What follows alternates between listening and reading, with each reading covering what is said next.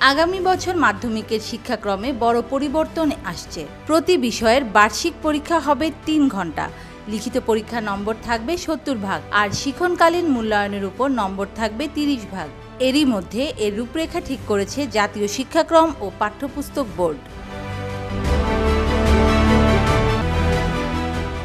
নতুন শিক্ষাক্রমে চলতি বছর মাধ্যমিক পর্যায়ে চলছিল কার্যক্রম।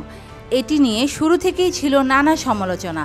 শেখ হাসিনা সরকারের পতনের পর এই শিক্ষাক্রম থেকে সরে আগের শিক্ষাক্রমে যাওয়ার সিদ্ধান্ত নেয় অন্তর্বর্তী সরকার। তবে মূল্যায়ন পদ্ধতিতে কিছুটা পরিবর্তন আনা হয়েছে।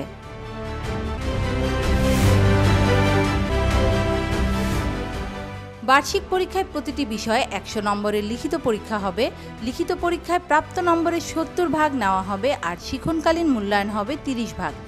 এ দুয়ের প্রাপ্ত নম্বরের গড় করে বার্ষিক ফলাফল প্রস্তুত হবে।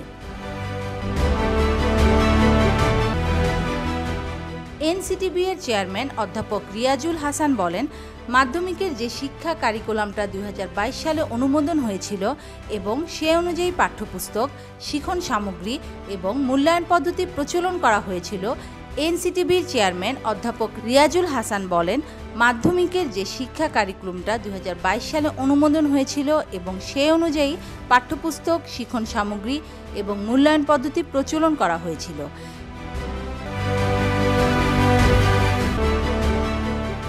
পরীক্ষা পদ্ধতি নিয়ে সন্তুষ্ট শিক্ষার্থীরা।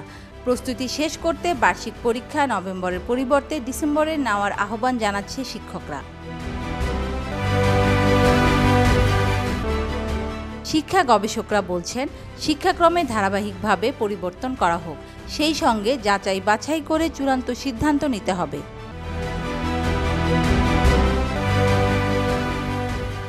নতুন পদ্ধতিতে ফলাফল হবে গ্রেডের ভিত্তিতে। গ্রেড হিসেবে থাকবে A+, A, A-, B, C, D এবং F। News desk, media express.